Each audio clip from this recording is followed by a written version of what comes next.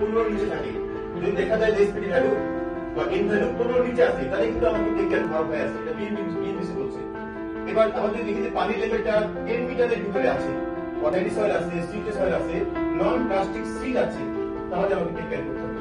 এই ব্যাপারগুলো BNBC inflation সত্যি সম্ভাবনা তৈরি হয় আমাদের ক্ষেত্রে, তাহলে আমরা বলবো যে হ্যাঁ বিএনবিসি বলেছে যে অথবা আমাদের সাথে ডিপে নিয়ে যেতে হবে, যদিও প্রয়োজন হয় আমার। তাও লাস্ট যে কলাম করেছে সে কিন্তু ইমপ্লাইড, আমরা এরকম ঘটনাও অ্যালান মেট্রি দেখতে পারেন না।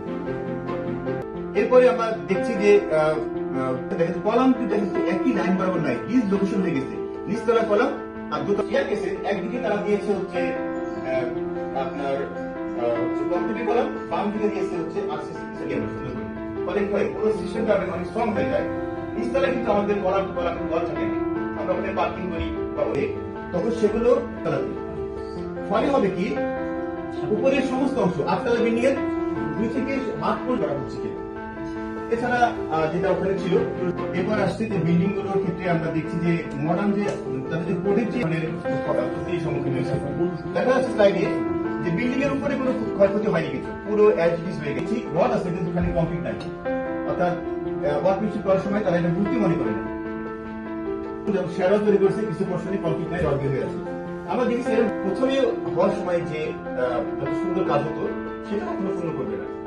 স্ট্রাকচার এগুলো সবই দেখা যাচ্ছে যে মানে সেখানে আমরা দেখি বাংলাদেশে একটা প্র্যাকটিস চালু হয়েছে, এটা কিন্তু বিএনসি বোর্ডের কোথাও করার জন্য, সেটা 2 ইঞ্চি বা 3 ইঞ্চি একটা সাপোর্ট করে তারপরে ফ্রেম করে কলাম ফেলে করি, বাট ওই যে সব রকমের কনস্ট্রাকশন করা হয় না, বা সে ধরনের যে প্রত্যেক কিছু অংশ খুবই উইক থাকছে, উপরে আবার খুব স্ট্রং থাকছে। তো সেগুলো উনি জানেন না, আমরা আমাদের ফোকাস থাকে শুধুমাত্র আসবে, অর্থাৎ আপগ্রেড আসবে। সুতরাং আমরা এই ধরনের কিছু দেখতে পাচ্ছি যে ধরনের সম্মুখীন আমরা হবো। এখানেই জাস্ট আমি একটু সময় যেগুলো আমরা আসলে জাস্ট দেখাচ্ছি যে ফলো করি কিনা, যেমন একটা জোন পর্যন্ত আমাদের সয়েল স্টাডি করতে হবে, যে যার পরে সয়েলের আর কোনো স্টাডি করতে হবে।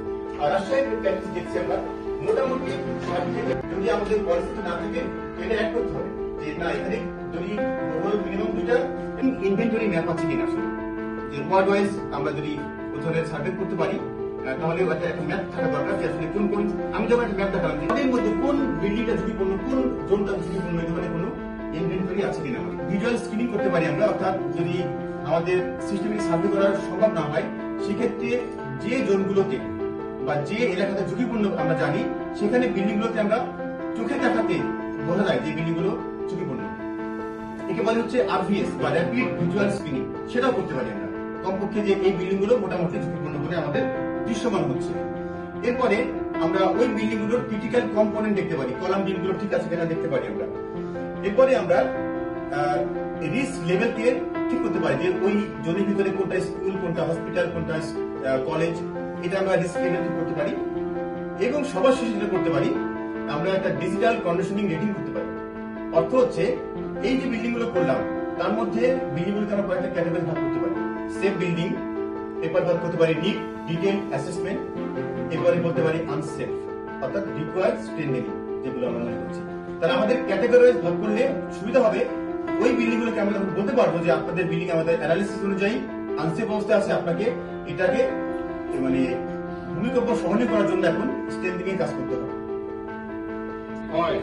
এবং সেই আর্থকুয়েক গুলোতে ফ্যাটালিটি কম ছিল, সেগুলোতে যদি আমরা দেখি তাহলে সে এখানে একটা তাইওয়ানের একটা বিল্ডিং অবিকল ঠিক রয়ে গেছে, ইভেন এর যে ক্লাইডিং গুলো, এর বাইরের যে ক্লাস্টারিং গুলো, কোনো জায়গায় কোনো ক্র্যাকের চিহ্ন নাই, বিল্ডিংটা ঠিক রয়ে গেছে।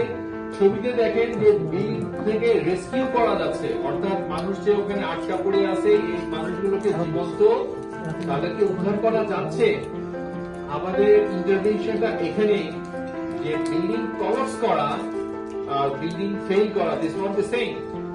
বিল্ডিং কলাপস করে গেলে মানুষকে বাঁচানো আর সম্ভব না, বিল্ডিং ফেল করে গেল, টিল করে গেল, বিল্ডিং একদিকে হেলে গেল, তো সেই সমস্ত ক্ষেত্রে কিন্তু আমরা রেস্কিউ করতে পারি।